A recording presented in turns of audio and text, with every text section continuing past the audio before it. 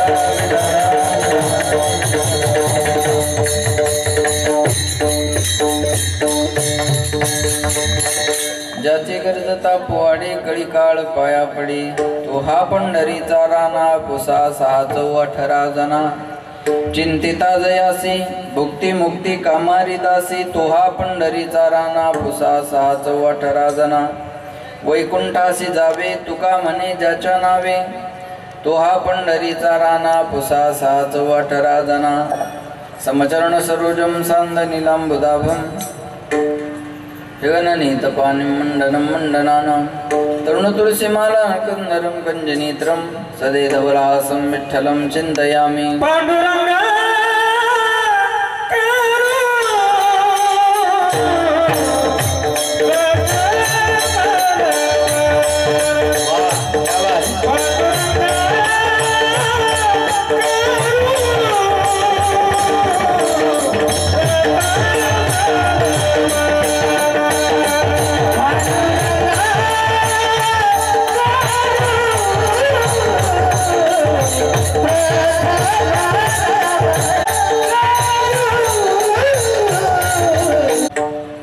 चरण संताचिया त्यांच्या कृपादाने कथेचा विस्तारू बाबाजी सद्गुरु दास तुका शुक्लां ब्रह्म विचार सार परमा मध्यम जगद व्यापिनी विना पुस्तकधारिणी मभेदां जड्यंधकारापा हस्ते स्फाटिक मालिकां विदधतीं पद्मासनी संस्थितां वंदे तां परमेश्वरीं भगवतीं बुद्धिं प्रदा शारदां महायोगपीठे तटे भीमरत्यां परम पुंडरीकाय धातु मुनीन्द्रैः समागते तिष्ठन्तमानंद कंदम परब्रह्मलिंगम भजे पांडुरंगम नीलांबुजश्यामलकोमलांगम सीता समारोपित वामभागम पानो महासायितचारुचापम नमामि रामं रघुवंशनाथं जय जय श्री राधारमण जय जय नवल किशोर जय गोपी चित्तचोर प्रभु जय जय माखन चोर जयांचे गिरिया स्मरण होय सकळ विद्यांचे अधिकरण तेची वंदू श्री चरण श्री गुरु चैते नमस्कारुनी आता ज्याची गरजता पोवाडी कळीकाळ पाया पडी तो हा पंढरीचा राणा पुसा 6 जना प्रस्तुत प्राप्त प्रसंगी प्राप्त स्थळी चिंतन रूपी सेवे करता निवडलेला अभंग याची यावत भूतलावर जन्माला आलेल्या जडजीवाचा उद्धार करण्याकरिता आपला देह अखंड जिजीवणारे वितराग संपन्न पंचमी निर्माते महाराष्ट्र भूषण देवनिवासी जगद्गुरु जगदवंदनीय सकल कंठीभूषित ज्ञानेश्वरी जगद्गुरु तुकोबाराय त्यांचा उत्कृष्ट असा 4 चरणाचा भगवंताच्या नाम सामर्थ्याचं वर्णन करणारा अभंग सेवेकरता निवडलेला आहे। या अभंगावर यथामती यथावकाश जसे जमेल अशा प्रकारे आपल्या नियोजित वेळेमध्ये सेवा करण्याचा प्रयत्न करूयात। सेवेपूर्वी परिहार द्यायचा तो म्हणजे असा गंगा भागीरथी जिजाबाई बबन केकाने याच्या द्वितीय पुण्यस्मरणाच्या निमित्ताने त्यांचे पती बबन कारभारी केकाने आणि त्यांचे 2 सुपुत्र एकनाथ भाऊ राजू भाऊ त्यांची मुलगी आशाताई सुना दीर नातू नाथ भावजया सगळ्या परिवारानं हा कार्यक्रम या ठिकाणी आयोजित केला आणि त्या निमित्तानं आमचे सुधीर दादा आहे ना सुधीर दादांनी आणि काय नाव बाळू दादा सुधीर दादा या मंडळीने फोन केला आणि तुमच्या सर्वांच्या हा दर्शनाचा योग आलेला आहे। त्यानिमित्तानं महाराष्ट्रातील नामवंत मृदंग वादक गायक महाराज मंडळी मस्तक हे पायावरी या वारकरी संतांच्या सर्वांच्या चरणी विनम्र अभिवादन आणि सेवेला सुरुवात। विठ्ठला विठ्ठला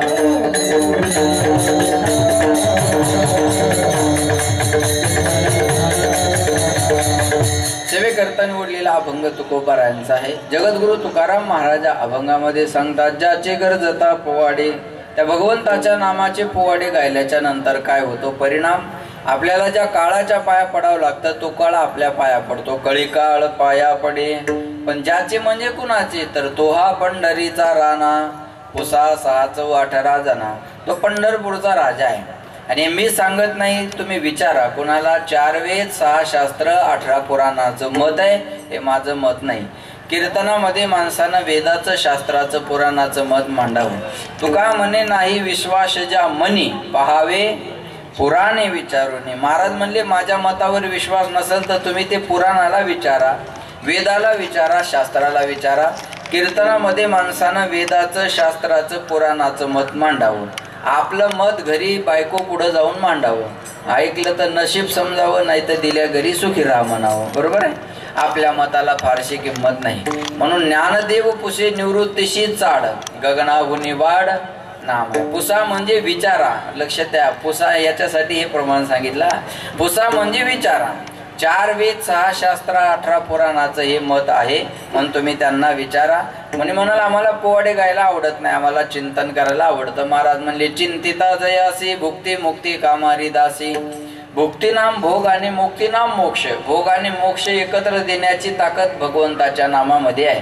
कोणी म्हणाला आम्हाला भोगही नको आणि मोक्ष नको, आम्हाला वैकुंठाला जायची इच्छा आहे. महाराज म्हणले वैकुंठाला जायचं ना, वैकुंठाशी जावे तुका म्हणे ज्याच्या नावे.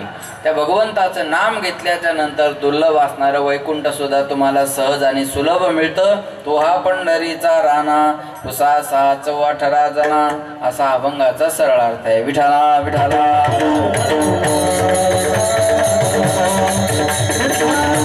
सज्जनो, या नरदेहाचा जर विचार केला तर या नरदेहामध्ये तसं फारसं सामर्थ्य नाही.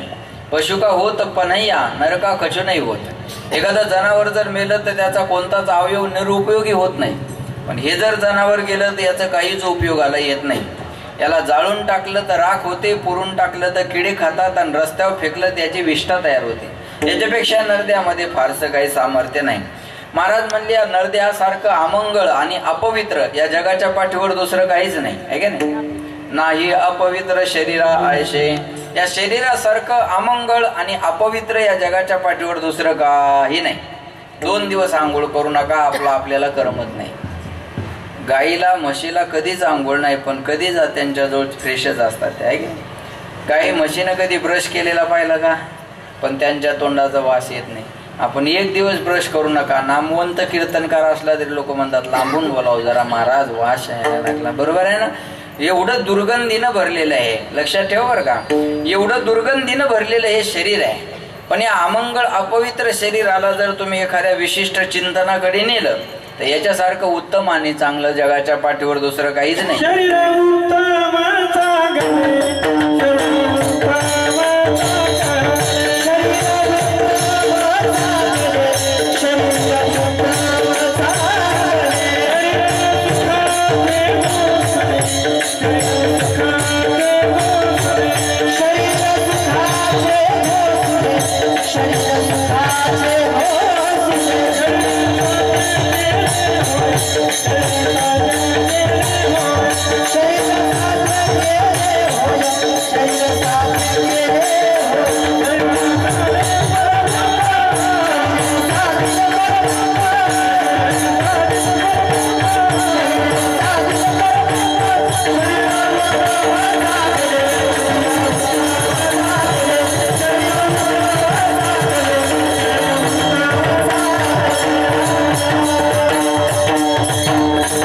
शरीर घोसुले शरीरे साध्य होय केले, शरीरे साधिले परब्रह्म. काही बसलेले माणसं म्हणतील महाराज काही सेकंदापूर्वी तुम्ही आम्हाला सांगितलं की शरीर अमंगळ आहे आणि अपवित्र आहे, आणि काही सेकंदाला पुन्हा तुम्हीच तुमचं खंडन करता की शरीर उत्तम आहे आणि चांगलं आहे. असं कसं काय हो? तर ऐका, महाराज म्हणले शरीर अमंगळ आहे अपवित्र आहे हेही खरं आहे, आणि शरीर उत्तम आहे चांगलं आहे हेही खरं आहे. कसं काय? ऐका, लक्ष द्या. शरीर अमंगळ आहे अपवित्र आहे भजन नाही केलं तर, आणि शरीर उत्तम आहे चांगलं आहे नामस्मरण केलं तर. लक्षात ठेवा बरं का. हरिपाठ कीर्ती मुखे जरी गाय पवित्र जे होय लिहता, पवित्र जे होय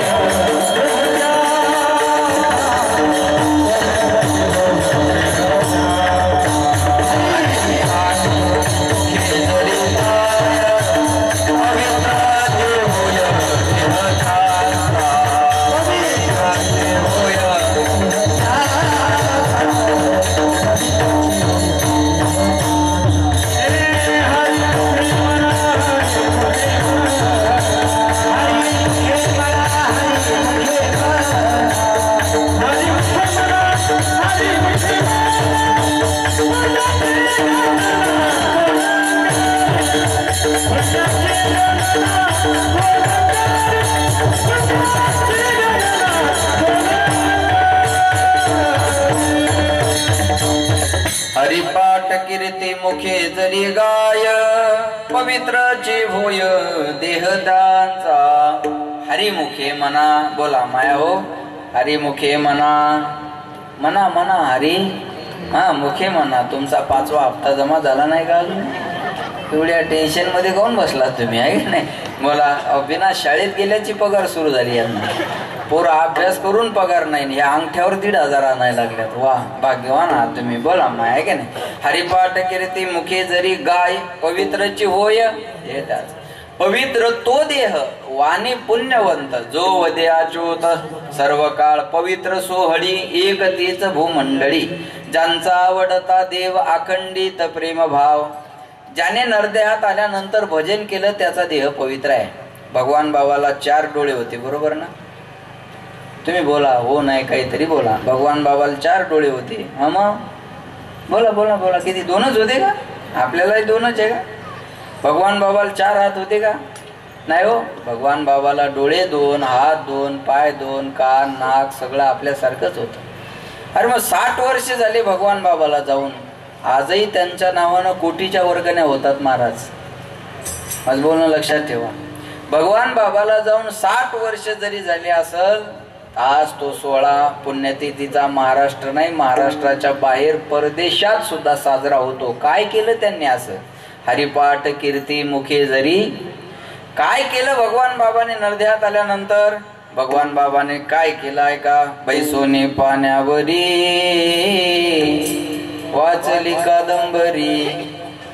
हा हा हा, बोला बोला बोला. पाठ आहे का तुमच्या? बैसोने पाण्यावरी वाचली ज्ञानेश्वरी, नारायणाचे कैवारी झाली कीर्ती चराचरी. आरती भगवान बाबा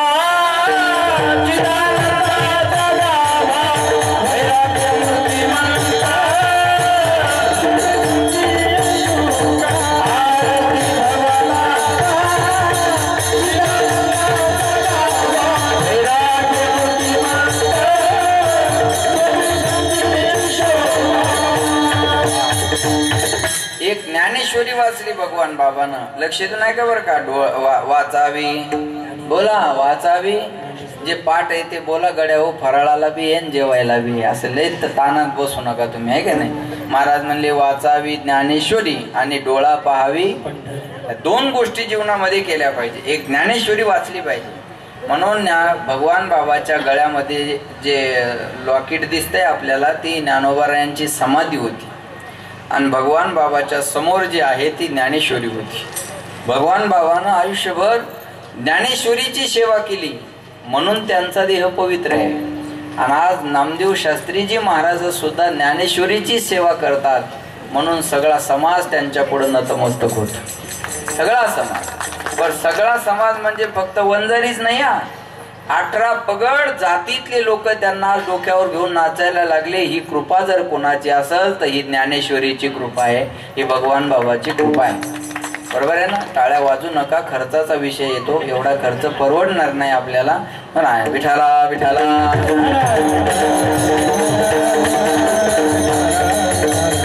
पारायण केलं म्हणून महाराज म्हणले एक तरी ओवी अनुभवावी. ज्ञानेश्वरी वाचली पाहिजे माणसाने, नाही का? ज्ञानेश्वरी वाचली पाहिजे. एक मला म्हणे महाराज हे पारायण पारायण पारायण पारायण किती दिवस करायचं? म्हणलं जोपर्यंत माणूस नारायण होत नाही तोपर्यंत पारायण करायचं असतं. एकदा नारायण झालं ना, पारायण बंद झालं तरी चालेल. आणि ज्यांनी पारायण केलं ना महाराज, त्यांचा देह पवित्र आहे. एरवी तर कुत्रे मांजर डुकर जन्माला येतातच ना. कोणी म्हणाल मी बंगला बांधला, ज्या चिमणीला हातपाय नाही ती बी खोपा बांधली. कोणी म्हणाल मला मुलगा झाला, तुला वर्षात 1 झालं. कुत्रीला एका टायमाला 6 होतात, कलर बदलून. क्वांटिटी आणि व्हरायटी दोन्ही बी गोष्टी. बरोबर आहे ना? पुरुषार्थ काय? माणसाला भूक लागती, कुत्र्याला भूक लागती. बरोबर आहे? कुत्र्याला भूक लागली की कुत्र मालका पुढे जाऊन गोंडा गोळतन. माणसाला भूक लागली की माणूस बायको पुढं. फारसा फरक आहे का त्याच्यात? आहार निद्रा भय मैथून सर्व योनी समसमान. मग त्यांच्यात आपल्यात वेगळं काय? महाराज म्हणले याच देही घडे देवाचे भजन.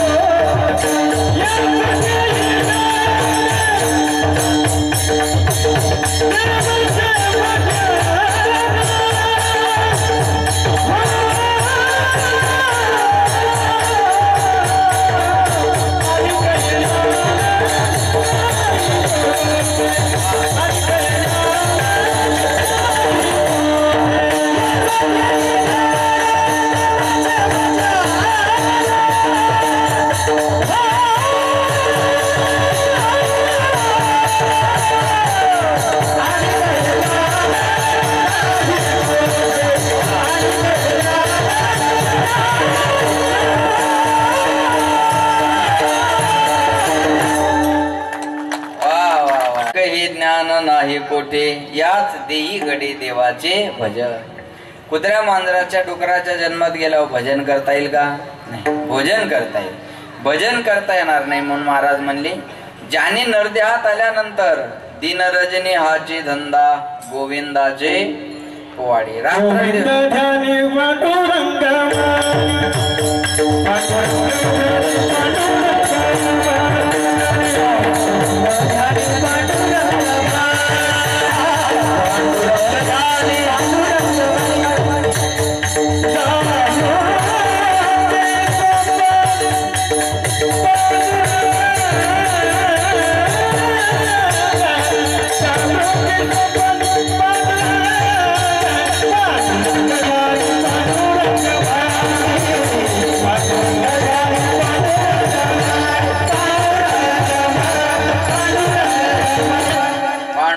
मनी जागृती स्वप्ने पांडुरंग काळ वेळ नाम उच्चारिता नाही. दोन्ही पक्ष पाही उद्धरती. नरदेहात आल्यानंतर ज्यांनी भजन केलं त्याचा देह पवित्र आहे आणि भजना विना राहिलेला देह अपवित्र आहे.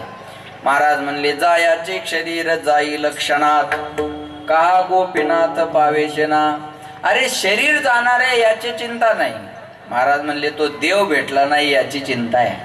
आणि हे शरीर जाणारच आहे ना. महाराज म्हणले लक्ष द्या. येत नाही उरो आले अवतार ये रते पामर जीव किती. अवतारांना सुद्धा अवतार कार्य संपून जावं लागलं. चिंतामण महाराज अवतारांना जावं लागलं. मग अवतावरल्याला किती वेळ लागणार आहे. उपजली या पिंडा मरण सांगाते मरते उपजते शवेची ते सज धज के जब मौत की सैजादी आएगी ना सोना काम आएगा ना चांदी आएगी. सज धज के जब मौत की सैजादी आएगी ना सोना काम आएगा ना सोनो आएगी. देह जाईल देह जाईल देह जाईल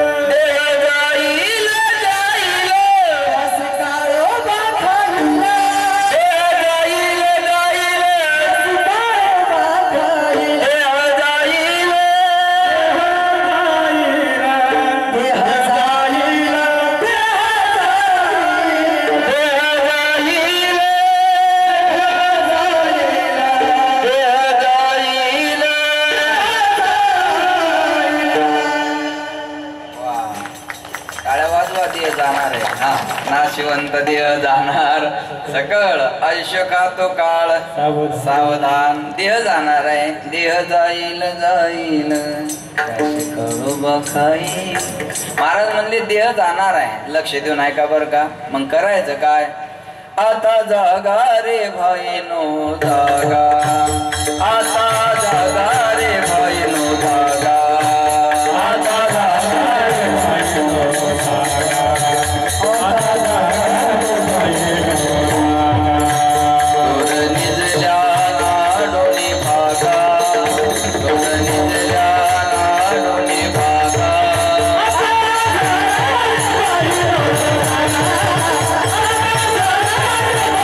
Oh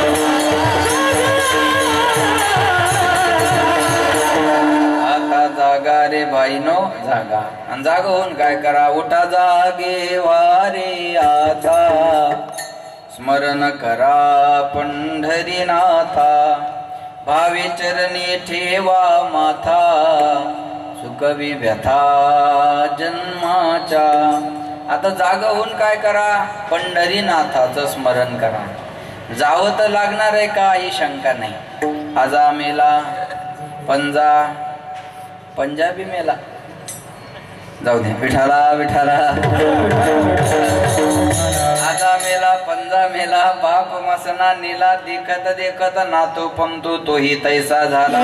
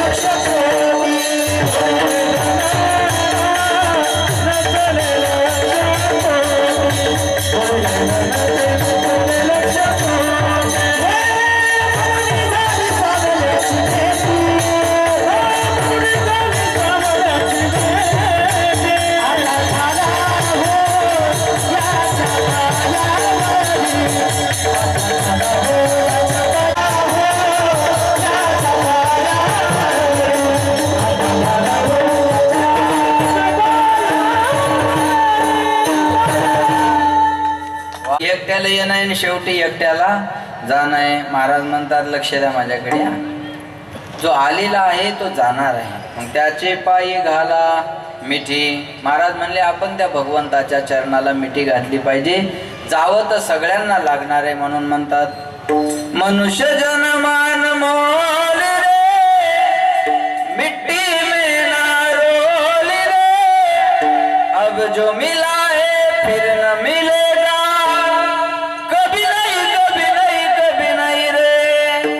मनुष्य जन्मान मोल रे, मिट्टी में ना रोल रे, अब जो मिला है फिर न मिलेगा, कभी नहीं कभी नहीं कभी नहीं रे जीवड़ा.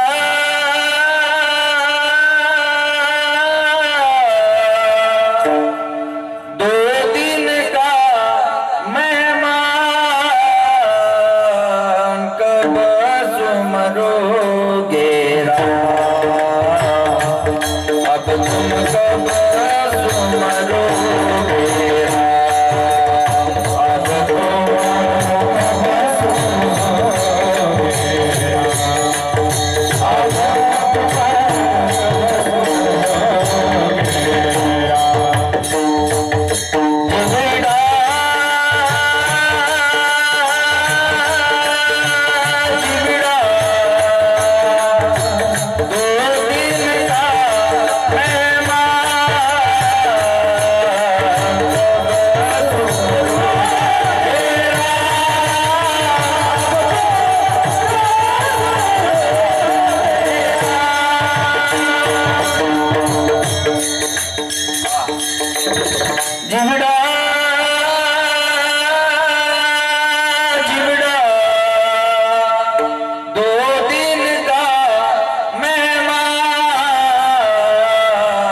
कब सुमरोगे राम, अब तुम कब सुमरोगे राम. भजन करणं गरजेचं, भजन करणं गरजेचं आहे. लक्षात ठेवा. कोणी म्हणाल महाराज म्हातारं झालं की देवदेवच करायचं काम आहे. आपल्याला म्हातारं होणार आहे का आपल्याला माहिती नाही. लक्षात ठेवा. क्षणभंगूर नाही भरवसा, वारे सावध थोडा माया आशा, काही न चली मग गळा पडेल फासा, पुढे हुशार थोर आहे ओळसागा, राम राम स्मरा आधी त्या भगवंताचं भजन करणं गरजेचं आहे. मग या नरदेहात आल्यानंतर ज्यांनी भजन केलं त्याचा देह या जगात पवित्र आहे. ज्यांनी भजन केलं त्याचा 700 वर्षे जाऊन सुद्धा आज त्र्यंबकला सोहळा साजरा होतो. महाराज ही किंमत भजनाची आहे. नाथ निवृत्तीनाथांचा सोहळा आहे ना, लक्षात ठेवा. केलं काय त्यांनी आयुष्यामध्ये त्यांनी भजन केलेलं आहे. भजनाने देह पवित्र होत असतो. आता तुम्ही लोक आम्हाला मानता काय आमच्याजवळ, आम्ही काय टाटा बिर्ला अंबानी आहे का? आम्हाला मानण्याचं कारण काय? आम्ही करतो काय? बोला. आम्ही फक्त भजन करतो ना. अहो भजन केल्यामुळं तुम्ही आमच्या शब्दाच्या पुढे जात नाही ना. कोट्याधीश माणसं पायाजवळ बसून राहतात. महाराज ही ताकद भजनाची आहे, ही ताकद भजनाची आहे आणि त्याचा देह पवित्र असतो. लोक म्हणतात महाराज तुम्हाला पाहिलं की आम्हाला माऊली भेटल्यासारखे वाटतं, तुम्हाला पाहिलं की आम्हाला तुकोबाराय भेटल्यासारखे वाटतं. अहो तुमच्याकडे पाहिलं की कसं समाधान वाटतं. अरे तुकाराम महाराजाच्या अभंगावर आम्ही फक्त कीर्तन करतो, आमच्याकडे पाहिल्यावर जर एवढं समाधान आहे तर खरंच संतांचं दर्शन जर झालं तर जीवनात काय राहणार आहे महाराज. विठाला विठाला.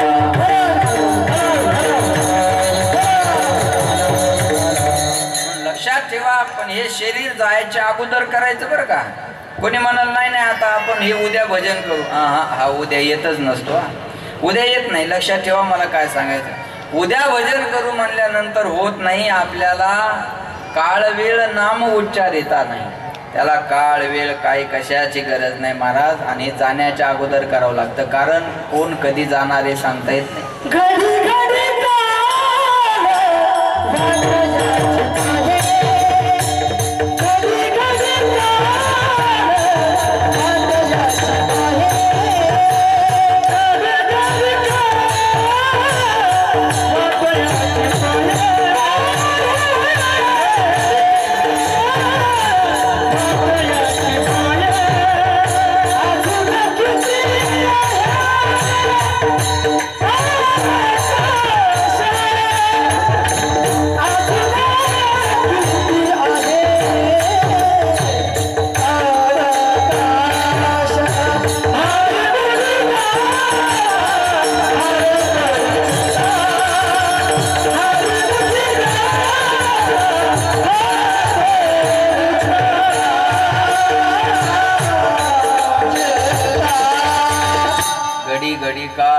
याची पायी अजून किती आहे अवकाश. हे प्रमाण म्हणताना फक्त कोणाकडे हात करायचा नाही. घडी घडी काळ वाट याची राग येईल एखाद्याला. आपल्याकडे करा.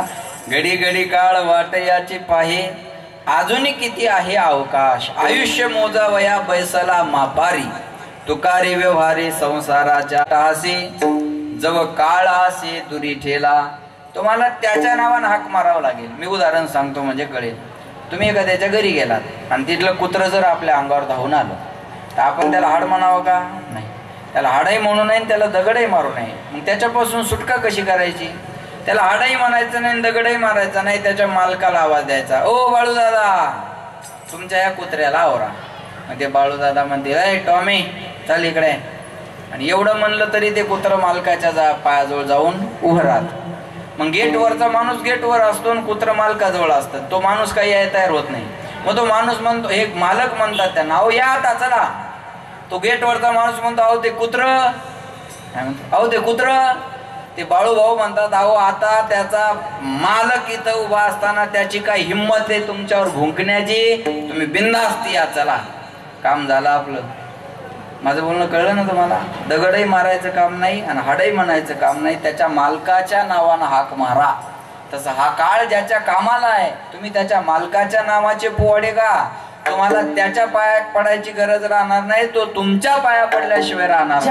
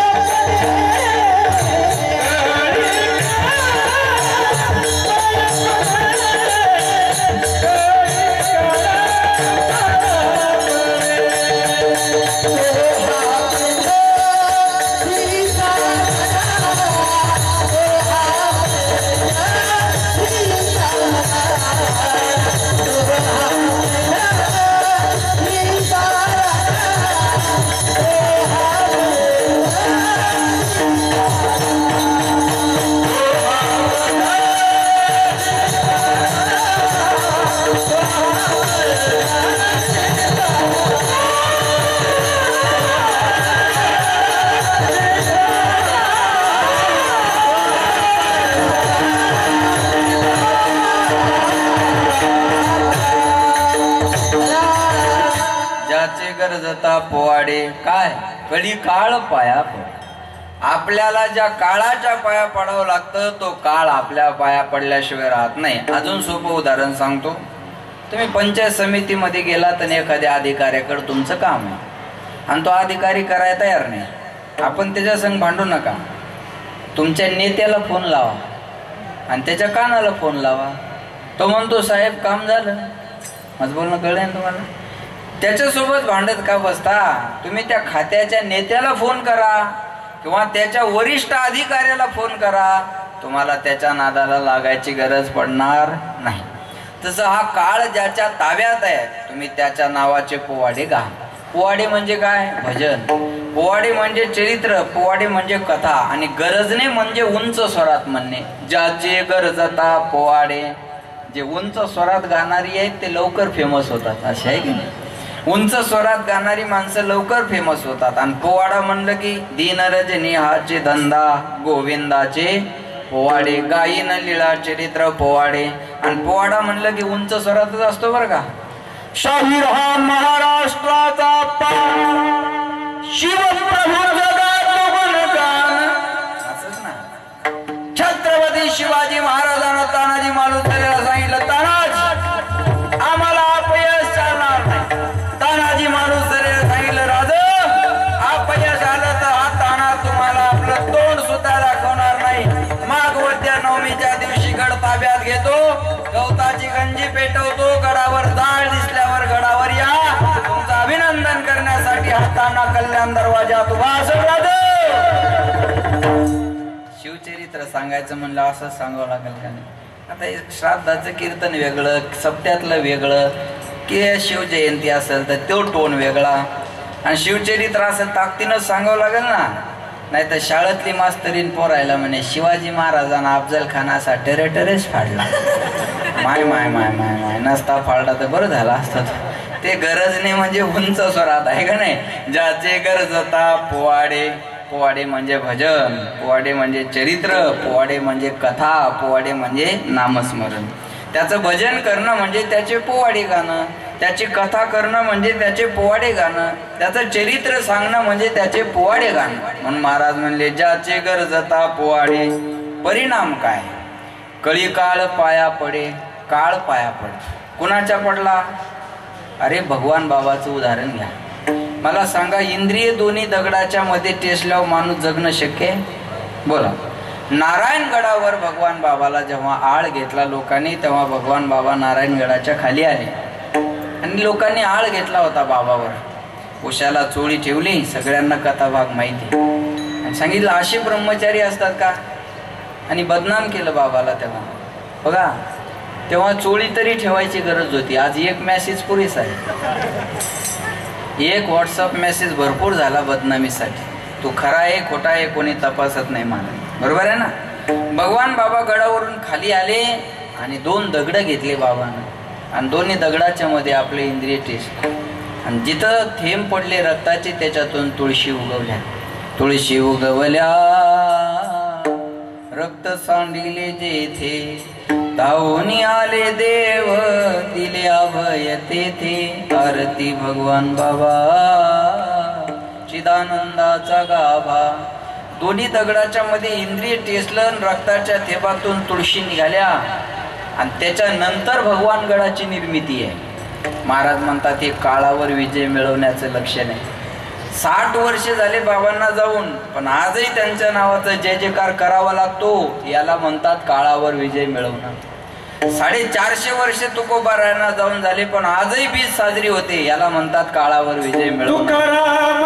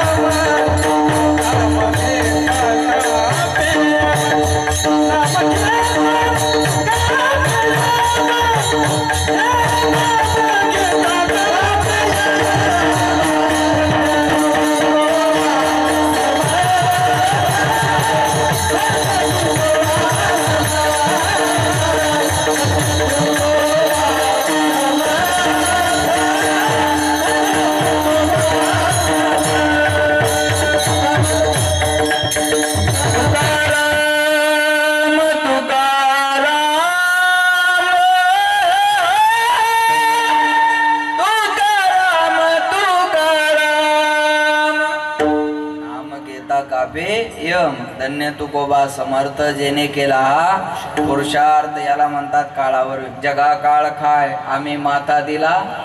अरे आज समाधी सोहळा आहे ना निवृत्तीनाथांचा. 700-750 वर्ष झाले ना महाराज. अरे आपल्याला लोक वर्षभर आठवणीत ठेवत नाही. माझं बोलणं लक्ष द्या. आपल्याला लोक फार तर वर्ष श्राद्धापर्यंत आठवणीत ठेवतात. बरोबर आहे. अहो 700-750 वर्ष झाली निवृत्तीनाथांना समाधी घेऊन. आजही त्यांचा सोहळा जर साजरा होत असेल तर ते काळाला संपवणारे आहेत. काळ त्यांना थांबवणारा नाही आहे. म्हणून महाराज म्हणले जगा काळ खाय आम्ही माथा दिला पाय. तुका म्हणे काळा हाना तोंडावरी भाता भरा हरी रामबाने. मायाव एकनाथ महाराजाची अंत्ययात्रा चालली. ऐकताय ना तुम्ही. एकनाथ महाराजाची अंत्ययात्रा चालली आणि एका बाईची पोरगी माहेरातून सासरला नांदायला निघाली. पोरगी नांदायला निघाली आणि ही अंत्ययात्रा तिथून चालली. आणि आता हे शुभ कामाला पोरगी चालली नांदायला आणि अशुभ अंत्ययात्रा तिथून चालली. अंत्ययात्रा तिथून चालल्यानंतर त्या बाईच्या मनात आलं म्हणे माय माझी पोरगी नांदायला चालली आणि ह्या महाराजाला आजच मरायचं होतं का. नाथ महाराज तिरडीवर उठून बसले आणि त्या बाईला म्हणले तुझ्या पोरीला आज जाऊ दे मी उद्या जाईन. आता असं कोणी उठून बसणं शक्य आहे का. बरं ते उठून बसल्यावर बाकीचे जवळ थांबतील का. महाराज म्हणतात याला म्हणतात कळी काळ काळावर विजय मिळव. दुसऱ्यांदा अंत्ययात्रा चालली तेव्हा खांदेकऱ्याची चर्चा सुरू झाली. भाऊकीची चर्चा. अरे एवढा नामवंत महाराज पण शेवटी आपल्याच खांद्यावर जावं लागलं का नाही. भाऊकी म्हणजे जिवंतपणी जगू देत नाही आणि मेल्यावर त्याच्याशिवाय जाता येत नाही. नाथ महाराज पुन्हा तिरडीवर उठून बसले. म्हणले तुमच्या खांद्याची गरज नाही ठेवा मला खाली. आणि तिसऱ्यांदा जल समाधी घेतली. याला म्हणतात कळी काळ पाया पडे. काळावर विजय मिळवला या माणसानं ज्याची गरजता पोवाडे. कळी काळ पाया पडे तो हा पंढरीचा राणा. पुसा 18 जना. तो पंढरपूरचा राजा आहे. सरपंच गावचा कोण असतो. राजा. गावचा राजा कोण सरपंच. मतदारसंघाचा राजा आमदार. जिल्ह्याचा राजा खासदार. महाराष्ट्राचा राजा मुख्यमंत्री. आणि देशाचा राजा पंतप्रधान नाही. देशाचा राजा राष्ट्रपती. पंतप्रधान त्याच्या खाली. या देशाचा राजा कोण आहे राष्ट्रपती. पण या जगाचा राजा कानडा राजा पंढरीचा. कानडा राजा पंढरीचा. कानडा राजा पंढरीचा.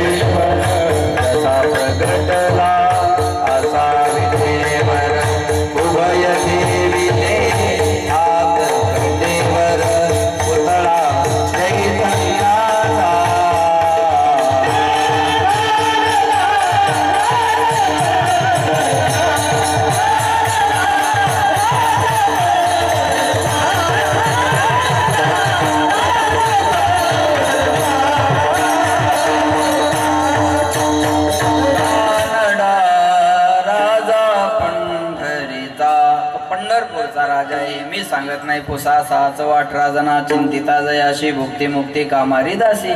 तो हा पंढरीचा राणा. पुसा 18 जना.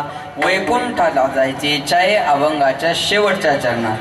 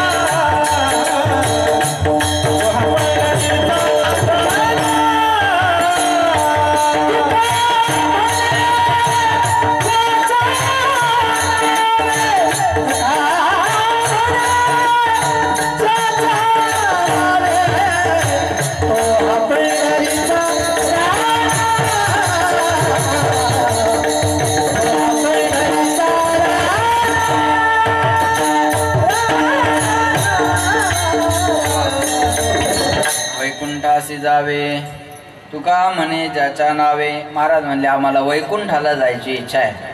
हे बघा, वैकुंठाला जायचं असेल तर फार सायास आहे. आता वैकुंठाला जाणं एवढं सोपं नाही. तर माणूस मेला की पद्धत असते, वैकुंठवासी नाहीतर स्वर्गवासी नाहीतर कैलासवासी. माझ्या जन्मापासून मला कळतंय, वाचता येतंय तेव्हापासून मी नरकवासी अजून वाचलं नाही. मग नरकात कोणी जात नाही का? चिंतामण महाराज 90 आणून मेला तरी वैकुंठवासी, आणि टाळ वाजून मेला तरी वैकुंठवासी. एका 90त जर वैकुंठ भेटतं, हे पावशेराचे टाळ वाजून छटाकावर आणायचे कशाला? अहो, चांगलं वागणारा तिथंच आणि वाईट वागणारा तिथंच. असं जर असेल तर चांगलं वागाय कोण तयार आहे? बोला. चांगलं वागणारा जर तिथं, वाईट वागणारा तिथंच नेला तर असं चांगलं वागायला तयार कोण होईल? नरकवासी कोणी लिहित नाही, पण नरकात गेल्याशिवाय माणसं राहत नाही ना. वैकुंठवासी टाईप करणे एवढं सोपं नाही. टाईप करण्यात त्या टाईपचं वैकुंठ नाही आहे. वैकुंठी जावया तपाचे सायास, लागे करणे नास जीवा बहु. वैकुंठाला जायचं असेल तर तपश्चर्या करावी लागते. सोपं नाही वैकुंठ महाराज. पण महाराज म्हणले ते दुर्लभ असणारं वैकुंठ तुम्हाला सहज आणि सुलभ मिळवायचं असेल तर ती ताकद भगवंताच्या नामात आहे. लक्ष दिलं तर कळेल. भगवंताच्या नामात ही ताकद आहे की दुर्लभ असणारं वैकुंठ सुद्धा माणसाला सहज आणि सुलभ मिळतं. ही देवाच्या नावाची ताकद आहे. एकच उदाहरण सांगतो आणि थांबतो. लक्ष देऊन ऐका बघा. दोघं भाऊ होते. एकाला भजन कीर्तन आवडायचं आणि एकाला भजन कीर्तन म्हणलं की जमायचं नाही. आता हे कीर्तन चाललं म्हणजे गावातल्या सर्वांनाच बरं वाटतं असं समजू नका. सप्ताह आला की काही असं पॉम्पलेट धरतात आणि चर्चा करतात. 8 दिवस झोपू देत नाहीत रे. आता आहे तू मर, गावाच्या बाहेर जाऊन पड 8 दिवस. गावात येऊ नको. ह्या दुर्योधनाच्या अवलादी आपल्याशी बघा. आपली लोक आपल्या गोष्टीला विरोध करतात. ही शोकांतिका. हे कीर्तन भजन सगळ्यांना आवडतं असं समजायचं काही कारण नाही. महाराज पाहिला तरी बरं वाटत नाही काही ना. आता हे आहेत 2-4 माझ्याजवळ फोन करतात नेहमी, या महाराज. पण सगळ्यांना अशी आवड असते का? सगळ्यांना आवड नसते महाराज. काही ना महाराज पाहिला की तळपाची आग मस्तकाला जाते. बरोबर आहे ना. एक मला म्हणे महाराज दिसता. म्हणलं तुला का पोत्राच दिसायलो? मग महाराजाचे. महाराज लोकांना काय करायचे म्हणे इस्त्रीचे कपडे. म्हणलं आणत्या घरातले गोधडीन बांध माझ्या अंगाला. आता कपडे सुद्धा महाराजांना चांगले घालू नाही धारणा आहे लोकांची. आमचा ड्रायव्हर एकदा गाडीत हवा भरत होता.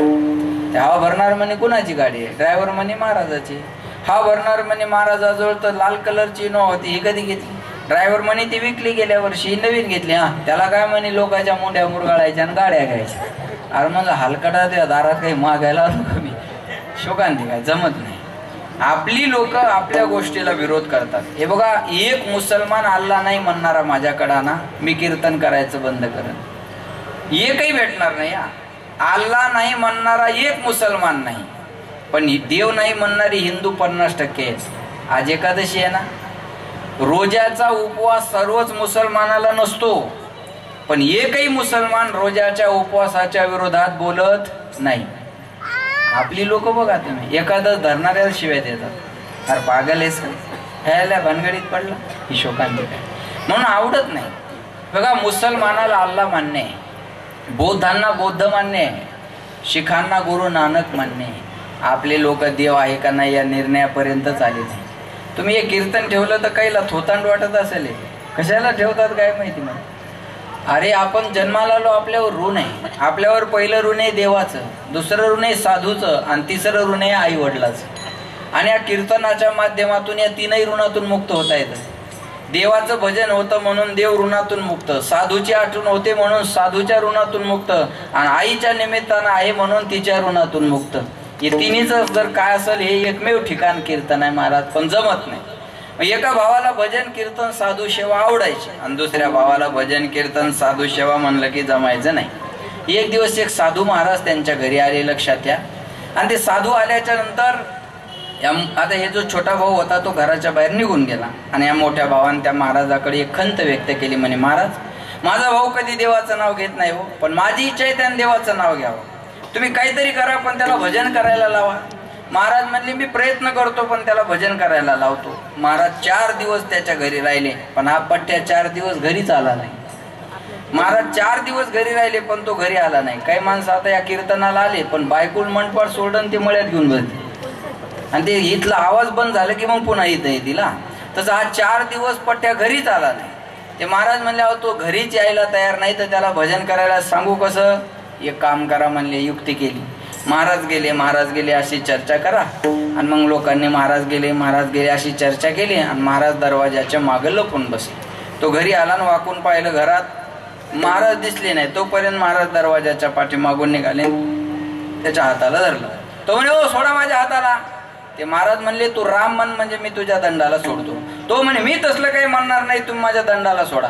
महाराज म्हणले तू राम म्हण म्हणजे तुझ्या दंडाला सोडतो. तो म्हणे मी म्हणणार नाही तुम्ही माझ्या दंडाला सोडा. महाराज म्हणले तू जोपर्यंत राम म्हणत नाही तोपर्यंत तुझ्या दंडाला सोडणार नाही. तो म्हणे तुम्ही किती बी वेळ माझा दंड धरावो मी राम म्हणणार नाही.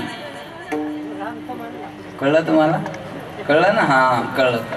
राम म्हणणार नाही याच्यात राम म्हणून गेला. मागच्या पावसाळी अधिवेशनात अब्बू आझमीनं सांगितलं अध्यक्ष महोदय हम वंदे मातरम नहीं बोल सकते. वंदे मातरम बोलना हमारे मजहब में नहीं है. हम वंदे मातरम नहीं बोल सकते. अरे सांगायसाठी 3दा बोंबललास की. बरोबर आहे. तसे राम म्हणणार नाही याच्यात राम म्हणून गेलं. महाराज म्हणले माझं काम झालं. हे रामनाम तुझ्याकडे जपून ठेव. आणि महाराज निघून गेले आणि याचा अंतकाळ जवळ आला. यमाचे यमदूत याला घेऊन गेले आणि यमाचे यमदूत घेऊन गेल्यानंतर जसं खाली कोर्ट आहे तसं वरही कोर्ट आहे. वरचा जज आहे यमराज, वकील आहे चित्रगुप्त आणि आरोपी आहेत आपण. मग तिथं कटगऱ्यामध्ये उभं केला जाईल आणि यमराज चित्रगुप्ताला वकिलाला विचारेल तुमच्या आरोपीची खातेवही काढा. याने खाली काय काय केलं. 90 घेत होता का? हो यस करा. तमाशाला जात होता का? हो डबल यस करा. सप्त्याला वर्गणी देत होता का? नाही याच्यातली दाबत होता. फुल्ली हाना. सगळ्या कार्याचा हिशोब तिथं होणार आहे. मेरे मालिक की किताब में सब लोगों का खाता. मेरे मालिक की किताब में सब लोगों का खाता. सबको एक तराजू तोले जो करता सो पाता. मेरे मालिक की किताब में सब लोगों का खाता. आपली खातेवही आपल्या मालकाकडे आहे. मग चला म्हणे आणि खाली काय काय केलं बघा. चित्रगुप्तानं सांगितलं याची खातेवही फार काय तपासायचं काम नाही म्हणले. याच्या जीवनात सर्व पाप आहे. फक्त नकळत याच्या मुखातून एकदा राम नाम आलेलं आहे. तेवढं राम नामाचं पुण्य याच्याकडे म्हणून यानं फक्त अकाउंट उघडलं आणि मोदीच्या पैशाची वाट पाहते. बाकी त्या खात्याचा याला काही फायदा. बस एकदा रामनाम निघालेलं याच्या मुखातून बाकी याच्या जीवनात सगळं पाप आहे. यमराजानं विचारलं एका नामाचं पुण्य तुझ्याकडे आहे बाकी तुझ्या जीवनात पाप आहे. मग तुझ्या पुण्याचं फळ तुला अगोदर भोगायचं का पापाचं फळ अगोदर भोगायचं? त्याला वाटलं आता ते एकदा नाव निघून गेलेलं आहे त्याचं काय फळ भेटणार आहे. ते म्हणे ते एकदाच हे झालेलं आहे ना त्याचं फळ पहिल्यांदा द्या म्हणे. आता यमराजाला कळना एका राम नामाचा मोबदला मी याला देऊ काय. तुझ्या नामाचा महिमा तुझं न कळे मेघश्यामा. काय नामाची ताकद आहे महाराज. त्या नामाच्या ताकदीनं लोकांनी आम्हाला दुबईला सुद्धा कीर्तनाला नेलं. ही ताकद नामाची आहे. दुबईला सुद्धा. लक्षात ठेवा. काय त्याच्या नामाचा महिमा सांगावा लक्षात घ्या.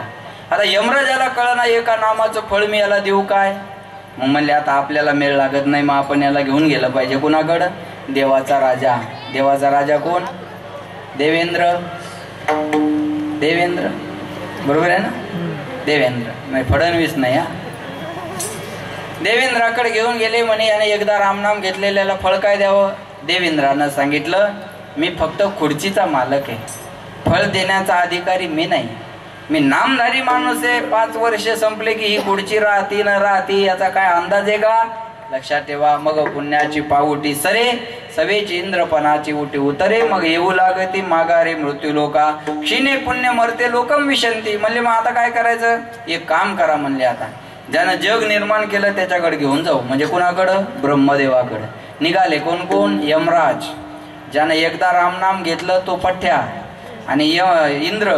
आणि कुठे निघाले. ब्रह्मदेवाकडे. ब्रह्मदेवाला म्हणले यानं एकदा रामनाम घेतलेलं आहे आणि या पुण्याचं फळ याला द्यायचंय. आम्हाला काय द्यावं कळत नाही, तुम्ही जग निर्माण करणारे आहात, तुमच्याकडे घेऊन आलो, आता याला काय फळ द्यायचं सांगा. ब्रह्मदेवानं सांगितलं, मी जग निर्माण करण्याचा अधिकारी आहे, फळ देण्याचा अधिकार माझ्याकडं नाही. म्हणले मग आता काय करा. आता या तिघांना मेळ लागला नाही. याच्यात जरा पावर आली. हे एकदा रामनाम घेतलेलं, अरे म्हणे मोठ्या मोठ्या देवाला काय द्यावं कळना, निश्चित याच्यात काहीतरी ताकद आहे. म्हणजे आता काय करा. म्हणे आता चला, जे रात्रंदिवस रामनामाचं भजन करतं त्या भगवान शंकराकडे घेऊन जाऊ. भजन करी महादेव रामपूजी सदाशिव. भगवान शंकराकडे गेले. म्हणले याने एकदा रामनाम घेतलेलं आहे आणि तुम्ही रात्रंदिवस घेता, याला काय फळ दिलं पाहिजे.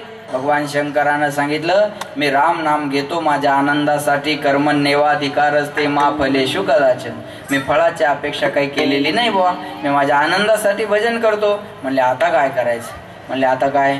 यमराजाला काय द्यावं कळलं नाही, इंद्राला काय द्यावं कळलं नाही, ब्रह्मदेवाला काय द्यावं कळलं नाही, एका रामनामाचं फळ शंकराला सुद्धा काय द्यावं कळालं नाही. म्हणले आता करायचं काय. म्हणले आता ज्याचं नाव आहे त्याच्याकडे घेऊन जाऊ. वैकुंठासी जावे तुका म्हणे ज्याच्या नावे. ज्याचं नाव आहे त्याच्याकडे घेऊन जाऊ. पण आता हे एकदा रामनाम घेतलेलं बिथरलं. म्हणे हो सकाळपासून पाहतो म्हणे इकडून तिकडं तिकडून इकडं शांताबाई. नुसतं फिरवायला लागले म्हणे तुम्ही मला. काय द्यायचं तर पटकन देऊन टाका, चला मोकळं करा. किती फिरवताय म्हणे, इकडं चला तिकडं चला तिकडं चला. अहो एका नामाचं फळ तुम्हाला देणं होत नसेल तर तुम्हाला देव म्हणावं का. बाकीचे म्हणले बाबा गंज आता तुझं खरं आहे, पण आता तू मोठ्याचं नाव घेतलेलं आहे, नाही तर तुला दाखवलं असतं कसं असतं तर. बरोबर आहे का. पण तू मोठ्याचं नाव घेतलेलं आहे. एक म्हणे आता एक ठिकाण राहिले तिथं चल, तिथं तुझ्या त्या पुण्याचं फळ तुला मिळून जाईल. म्हणे कुठं. म्हणे ज्याचं नाव आहे त्याच्याकडं. हा एकदा रामनाम घेतलेला. म्हणे तो कोण आहे त्याला माझ्याकडे घेऊन या. काय म्हणे तो कोण आहे त्याला माझ्याकडे घेऊन या. अरे म्हणले तो जगाचा मालक आहे, त्यांना इकडं कसं काय आणता येईल. म्हणे मग आपण चालत नाही. काय म्हणला आपण चालत नाही. एक म्हणलं आता काय करावं बाबा याला. अरे सकाळपासून फिरवताय म्हणे तुम्ही मला, काय द्यायचं तर पटकन देऊन टाका मोकळं करा. एक म्हणले बाबा तुला चालायचा कंटाळा आला का. म्हणे हो. पालखीत बसून येतो का. हा पालखीत बसतो. म्हणे पालखी आणली. पालखी आणली ऐका. आणि ज्याने एकदा रामनाम घेतला हा पठ्ठ्या पालखीत बसला आणि याचं फळ विचारण्यासाठी या चौघांना पालखी खांद्यावर घेतली. भगवान शंकर, ब्रह्मदेव, इंद्र आणि यमराज. आणि पालखी निघाली कुठं. वैकुंठासी जावे तुका म्हणे ज्याच्या नावे. पालखी वैकुंठाला निघाली. भगवंत सिंहासनावर बसलेले होते. समोरून पालखी आलेली पाहिली आणि भगवंत आश्चर्यचकित झाले. खांदेकरीच जरी एवढे जबरदस्त आहेत तर पालखीत बसणारा किती तपस्वी असला पाहिजे. ज्या अर्थी एवढ्या मोठ्या मोठ्या माणसानं पालखी खांद्यावर घेतली त्या अर्थी पालखीत बसणारा कोणीतरी साधू असला पाहिजे. आता आपण सिंहासनावर बसणं बरोबर नाही, आपण 4 पावलं पुढे आडवं गेलं पाहिजे. भगवंत पाहिल्याबरोबर उठून उभे राहिले आणि आडवे चालत निघाले. मग या चौघानं पाहिलं, अरे म्हणे याच्यासाठी तर देव उठून यायला लागला. आणि याला पाहिल्याबरोबर देव उठून आला ना आपण तर याला लहान समजत होतो. आणि भगवंताला वाटलं हे चौघ माझ्याकडे आले, याच्यात बसलेला मोठा आहे. मेळच लागला नाही महाराज. भगवंत गेले, त्याच्या हाताला धरलं आणि आणून आपल्या अर्ध्या सिंहासनावर बसवलं आणि त्याच्या शेजारी बसले. आणि मग या चौघायला म्हणले कशासाठी आले होते. म्हणे आता विचारायला शिल्लक राहिले काय. अहो म्हणे पण कशासाठी आले होते. अहो काय नाही म्हणे याने एकदाच रामनाम घेतलं, याचं फळ काय द्यावं म्हणून यमराजाला कळलं नाही, इंद्राला कळलं नाही, ब्रह्मदेवाला कळलं नाही, मलाही कळालं नाही, म्हणून तुमच्याकडे घेऊन येत होतो. अजून याला फळ काय देता. अहो हे आमच्या खांद्यावर बसून आलं आणि तुमच्या खुर्चीवर जाऊन बसलं. अजून याला फळ काय मिळायला पाहिजे बोला. वैकुंठासी जावे तुका म्हणे ज्याच्या नावे. म्हणून म्हणतात नाम तुझे रे नाम तुझे रे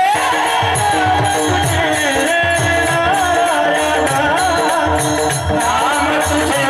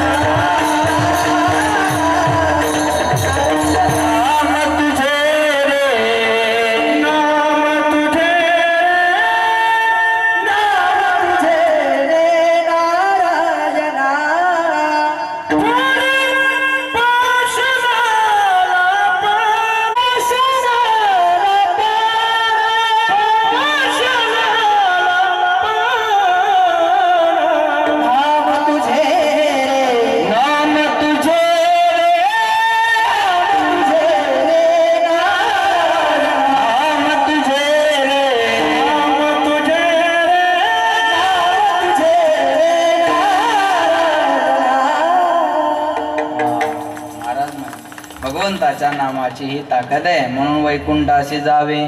तुका म्हणे ज्याच्या नावे ते कोणतं नाम? विठोबा रखुमाई.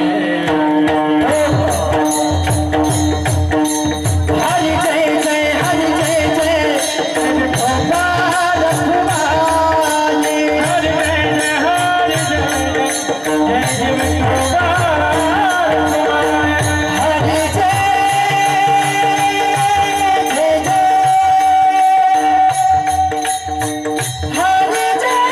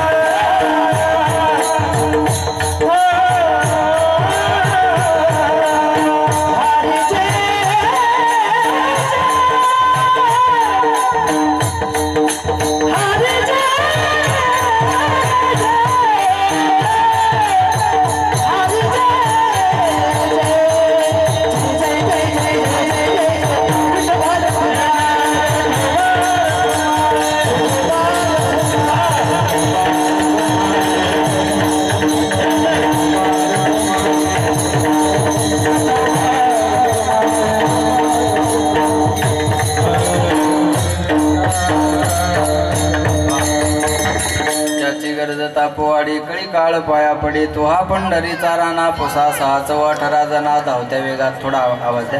अभंगाचा अर्थ तुमच्या समोर मांडण्याचा प्रयत्न केला. मॉनिटर वाढवा. बोलल्यासारखं भरपूर वेळ संपत आलेला आहे. 5-7 मिनिटं घेणार आहे आणि थांबणार आहे.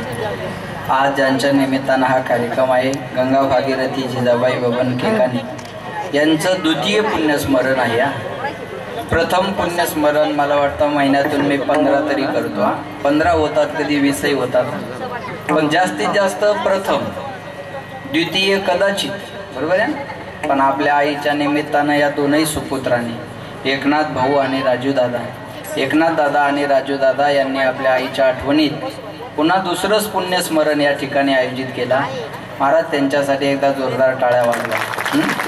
कारण ज्यांचं आईवर प्रेम आहे ना, तीच माणसं हे करू शकतात. ज्यांच्यावर आईचे संस्कार जिवंत आहेत, चिंतामण महाराज, तीच माणसं अशा कार्यक्रमात खर्च करू शकतात. एकीकडे मायचं दुसरं पुण्यस्मरण करणारी पोरं कुठं, आणि एकीकडे लाता मारून घराच्या बाहेर काढणाऱ्या मायबापाला ती पोरं कुठं. मला खूप आनंद वाटतो, कारण या 2 दिवसापूर्वी माझ्या आई वडिलाचा मी पूजन सोहळा खूप भव्य दिव्य स्वरूपात केला. 2 दिवस 10-15 लाख किमान एका दिवसाचा खर्च झाला माझा. पण मी का केलं ते, कारण माझ्या वडिलांनी खूप कष्टात दिवस काढले आणि माझ्या जन्मापासून वडिलांनी कधी पायात चप्पल घातली नाही. आळंदी घरून पायी आळंदी, आळंदीहून पंढरपूर आणि पंढरपूरहून परत आळंदी, अनवाणी पायानं एवढी 35 वर्षाची माझ्या वडिलाची वारीची परंपरा आहे. त्याच्यात माझी वारी पायी आहे, लक्षात ठेवा. आमच्या घरांना सर्वांना वारी घडवली असेल आणि एक वारकरी जीवन, आणि मला महाराज बनवणं असं तर वडिलामुळं, नाही तर मी अवघड माणूस होतो. मी वडिलांनी ज्या संस्थेत टाकलं मला 4थ्या वर्गात असताना, वडील घरी येण्याच्या अगोदर मी घरी पोहोचलो होतो. मग अजून काय उदाहरण देऊ तुम्हाला सांगा. पण आमच्या वडिलांनी खूप कष्ट केले माझ्यासाठी. आळंदीला मला करमत नव्हतं तर ते माझ्या बरोबर राहायचे. खूप कष्टातून मी, महाराज मला वडिलांनी केलं. आणि काय नाही महाराज, वारकरी एकदम साधं गोळं राहणं आहे त्यांचं. आणि मला वाटलं असं, आज दादा आईच्या आठवणीत दुसरं पुण्यस्मरण करायला लागले. अरे मायच्या आठवणीत मी 12-12 वर्ष पुण्यस्मरण करणारी पण माणसं पाहिली, पण आज जिजाबाई या कार्यक्रमाला नाहीत ना. ज्यांच्या निमित्तानं कार्यक्रम आहे त्या हजर आहेत का? आज नाही आहे.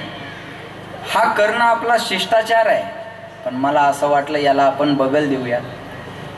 ज्यांच्याबद्दल करायचं त्यांच्या डोळ्यासमोर जर एखादा त्यांचा सोहळा झाला तर तो आनंद काय असेल. काल माझ्या आईच्या आणि बाबाच्या चेहऱ्यावरचा आनंद मी जेव्हा पाहत होतो ना, तेव्हा असं वाटत होतं या जगातले सगळे सुख यांच्या पायाजवळ आहेत. आणि त्या कार्यक्रमामुळे निश्चित 5 वर्ष तरी त्यांचं आयुष्य वाढल्याशिवाय राहणार नाही. मी सांगेल आमदार किती होते मी मोजले नाही, किदान 10-12 तरी आमदार आले असतील. महाराष्ट्रातले टॉपचे नामवंत सगळे माझे जिवलग मित्र कीर्तनकार टाळ घेऊन उभे होते. कोणी वाढण्यासाठी होतं. खोले महाराज असतील, पठाडे महाराज असतील, पुरुषोत्तम महाराज असेल, साठे महाराज असेल, भारती महाराज असेल, भुजगर महाराज, म्हणजे नाव घेईल एवढं कमी आहे. एवढी महाराज लोक त्या कार्यक्रमाला हजर होती. नवल नाही, ऐका, माझ्या गावातल्या येसी समाजाच्या आणि मातंग समाजाच्या महिला सुद्धा मी निमंत्रित केल्या होत्या. कोणाला गावात सोडलं नाही. त्या महिला सुद्धा नव्या साड्या घालून आल्या होत्या. त्यांना वाटत होतं हा कार्यक्रम महाराजाचा नाही, हा कार्यक्रम आपल्या घरचा आहे. आणि मी अजून सांगेल, मी सगळ्यात भाग्यवान माणूस आहे. आपल्या भगवानगडाचे महंत पंतप्रधानाला आणणं बी सोपं आहे. कारण पंतप्रधानाला कशात तरी आमिष देता येईल की बा आमचे कार्यकर्ते आहेत का 10-5 आमदार आहेत, किंवा 10-5 आमदाराला घेऊन गेलं तर आणता येईल. पण गडाच्या महंताला आणणं एवढं सोपं नाही. पण माझ्यावर असलेल्या प्रेमामुळं न्यायाचार्य शास्त्रीजी त्या कार्यक्रमासाठी उपस्थित राहिले. काल बाबाचा मला स्वतःहून फोन आला, कसा झाला रे कार्यक्रम. महाराज, या जगातलं सगळं जिंकल्यासारखं वाटलं, सगळं जिंकल्यासारखं वाटलं. कारण बाप आणि आईचा कार्यक्रम केल्यानंतर किती आनंद होतो आम्ही 2 दिवसापूर्वी अनुभवला. पण आज या पोरांच्या अंतकरणात काय आनंद असेल. एका डोळ्यात आनंद आहे आणि एका डोळ्यात दुःख आहे. आई नाही याचं दुःख एका डोळ्यात आहे, पण आईबद्दल, आईच्या आठवणीत आम्ही कार्यक्रम करायला लागलो याचा आनंद एका डोळ्यात आहे. मी सांगेल, या जगातले सगळ्यात मोठं प्रेमाचं पात्र कोणतं असेल तर त्याचं नाव आई आहे. म्हणतात ना, सबसे बडी है माँ, सबसे बडी है माँ, माँ से बढ़कर कोई नहीं है, माँ देती है दुआ. सबसे बड़ी है माँ, माँ सबसे बड़ी है माँ. कौन भला दुनिया में माँ की जगह ले सका. कोई कह दे क्या होती है माँ, आखिर माँ होती है माँ. जगाच्या पाठीवर सर्वात मोठं प्रेमाचं पात्र कोणतं असेल ना, त्याचं नाव आई आहे. मुलीचं माहेर कुठपर्यंत चांगलं आहे. आई जिवंत आहे तोपर्यंत माहेर चांगलं आहे. माय गेली ना, माहेरचे दरवाजे बंद आहे. विचारा आशा ताईला माय जाण्याची किंमत काय. माय गेली ना, माहेरचे दरवाजे तिच्यासाठी बंद झालेले असतात. करंगळी कापल्याच्या वेदना आपल्याला सहन होत नाही. पण शिजरची परिस्थिती असताना ईदभर पोट कापून मुलाला जन्म देणारी जगाच्या पाठीवर आई असते. बाळांत त्या शब्दाचा अर्थ असा आहे, माया हो, झालं व्यवस्थित तर बाळ, नाही तर अंत, याला म्हणतात बाळांत. आई जेव्हा मुलाला जन्म देते ना, तेव्हा आईचा सुद्धा पुनर्जन्म होत असतो. आईचा सुद्धा पुनर्जन्म होत असतो. महाराज, मी सांगेल, या जगातल्या सगळ्या नोकऱ्या सुट्टीची तरतूद आहे, पगारवाढीची तरतूद आहे. पण आपल्या घरात बिना पगारीची बिना सुट्टीची एक व्यक्ती राबत राहते, तिचं नाव आई आहे. तिला सुट्टीही नाही आणि तिला पगारही नाही. अरे, घरात बनवलेली भाजी आयुष्यभर दुसऱ्याच्या आवडीची खाऊन जी आनंदात राहते तिला आई म्हणतात. 8 दिवसातून 4 दिवस तरी या मायांना उपवास होतो. पण यांचा उपवास स्वतःसाठी कधी नाही बळवतो. यांचा उपवास मुलासाठी, मुलीसाठी नाही तर नवऱ्यासाठी. यांनी धरलेला उपवास म्हणजे शरीराला त्रास त्यांच्या आणि फळ आपल्याला मिळावं. एवढं मोठं कोण करणार आहे महाराज. चेहरा पाहिल्यावर प्रेम करणारे खूप माणसं मिळतील, गुन्हा पाहिल्यावर प्रेम करणारे खूप माणसं मिळतील. पण चेहरा न पाहता, गुन्हा न पाहता, जन्माला येण्याच्या अगोदर पोटातच जी आपल्यावर प्रेम करते ना, तिला आई म्हणतात. या जगाच्या पाठीवर चुकीला कोणत्या अदालतमध्ये माफी नाही. पण एक अदालत अशी आहे मेजर, तिथं माणसाचे सर्व गुन्हे माफ केले जातात. उसे माँ की अदालत कहते. आईच्या अदालतमध्ये कोणत्या गुन्ह्याला शिक्षा नाही महाराज. म्हणून तुका म्हणे माय बापे अवघी देवाची स्वरूपे. अरे, आई वडील म्हणजे चालतं बोलतं दैवत आहे. ये तो सच है कि भगवान है. है मगर फिर भी अनजान है, धरती पे रूप माँ बाप का उस विधाता की पहचान है. या जगाच्या पाठीवर सर्वात मोठं प्रेमाचं पात्र जर कोणतं असेल ना, त्याचं नाव आई वडील आहे. त्याचं नाव आई आहे, त्याचं नाव वडील आहे दादा हो. म्हणून मी सांगेल, आज निवृत्तीनाथांची यात्रा आहे, पण त्या निवृत्तीनाथांना, ज्ञानोबारायांना, मुक्ताईला, सोपान दादाला न्याय मिळावा म्हणून मायनं आणि बापानं प्रायश्चित्त केलं. हा त्याग मायबापाच्या जीवनातला.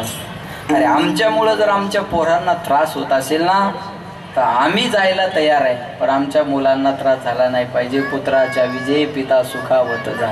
एवढा त्याग मायबाप सोडून दुसरं कोणी करू शकत नाही. आई सोडून, बाप सोडून या जगात एवढा त्याग लेकरासाठी दुसरं कोणी करू शकत नाही महाराज. म्हणून म्हणतात ना, स्वामी दिली जगाचा आई विना भिकारी, आई विना भिकारी, आई वाचुनी परवेगळी, नाते तुटले पार, मावळला आधार आईचा, मावळला आधार. जन्म दिला आईने मला, उपकार हा मोठा झाला. आईनं आपल्याला जन्माला घातलं, हा सामान्य उपकार आपल्यावर केला नाही. त्याच्यामुळे हे सुंदर जग आपल्याला पाहायला मिळालं. हे उपकार त्या आईचे येतात. आणि आज एका दृष्टीनं जर विचार केला तर जिजामाईला सौभाग्याचं मरण आलेलं आहे. ऐका बरं, आज पतीच्या अगोदर जाणं धार्मिक दृष्ट्या, हिंदू धर्माच्या दृष्ट्या हे असं जाणं म्हणजे पुण्याचं लक्षण असतं बरं का. हे सौभाग्याचं जाणं, कारण पती गेल्यानंतर एक क्षण सुद्धा मला राहायची इच्छा नाही. हे असं जाणं एक पुण्याचं लक्षण असतं. हा झाला परमार्थिक भाग. पण भावनेला परमार्थ कळत नसतो. बरोबर आहे ना. भावनेला परमार्थ काय कळणार आहे. एकीकडे हे ज्ञान वेगळं झालं आणि ही भावना वेगळी झाली. आई जाण्याचं दुःख निश्चितच कधी भरून निघणारं नाही आहे. म्हणून या जगाच्या पाठीवर सर्वात मोठं प्रेमाचं पात्र जर कोणतं असेल ना, त्याचं नाव आई आहे. आज दुसरं पुण्यस्मरण या दोन्ही पोरांनी ठेवलं. निश्चितच गावापुढं हा आदर्श आहे की जे आई वडिलाला त्रास देतात ना, त्यांना याच्यातून आदर्श घेण्यासारखा आहे. आणि तुम्हाला जिजाबाईला जर श्रद्धांजली व्हायची असेल तर एकच व्हा. कोणती? ज्याचे आई वडील वेगळे राहतात त्यांना कीर्तन झाल्याबरोबर घरी घेऊन या. हीच खरी श्रद्धांजली, हीच खरी आदरांजली. नाहीतर तुम्ही कीर्तन ऐकण्यात आणि आमच्या सांगण्यात काही अर्थ नाही महाराज. मी का आई वडिलाचा कार्यक्रम केला त्याचं कारण सांगतो. मी आई वडिलाबद्दल अनेक वर्षे झाले बोलतो आणि कदाचित समाजापुढे एक वेगळा आदर्श घडावा. अरे निदान माझ्यावर तरी धाकरा हवा की मी मायेचा कार्यक्रम केला, बाबाचा कार्यक्रम केला. बरोबर आहे. माझ्यावरही धाकरा हवा आणि समाजालाही आदर्श मिळावा.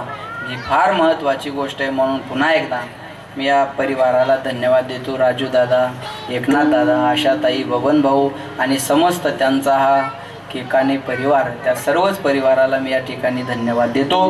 बरोबर 12:15 वाजले. 10:15 सुरू झालं, 12:15 वाजले, वेळ संपला. पुन्हा एकदा सर्वांना धन्यवाद आणि या ठिकाणी वाणीला विराम. ज्ञानेश्वर माऊली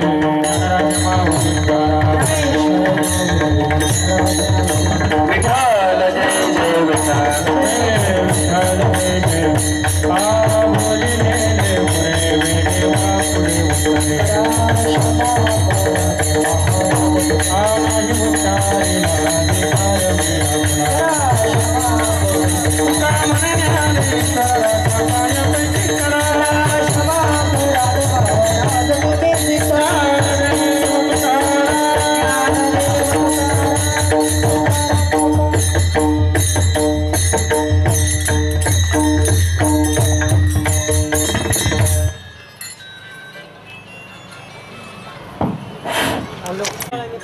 कैलासवासी सौभाग्यवती जिजाबाई बबन केकाने यांचं दुःखद असं निधन झालं.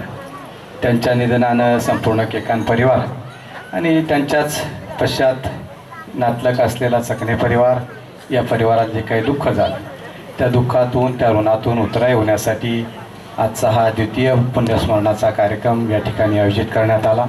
त्या कार्यक्रमाच्या निमित्तानं हरिभक्तीपरायण सोपान महाराज शास्त्री यांनी अतिशय चांगलं असं कीर्तन या ठिकाणी धर्म आणि जीवनावर आयोजित केलं. त्यांचे उपस्थित आपल्या सर्वांच्या वतीनं ऋण व्यक्त करतो आणि पुनश्च एकदा आपल्या सर्व उपस्थितांच्या वतीनं या मातेला भावपूर्ण अशी आदरांजली व्यक्त करतो, अभिवादन करतो आणि या ठिकाणी सर्वांना विनंती करतो की या ठिकाणी केकान परिवाराच्या वतीनं अन्नदानाचा कार्यक्रम आयोजित केलेला आहे. मारुती मंदिर सभागृहामध्ये अन्नदानासाठी सर्वांनी जायचं.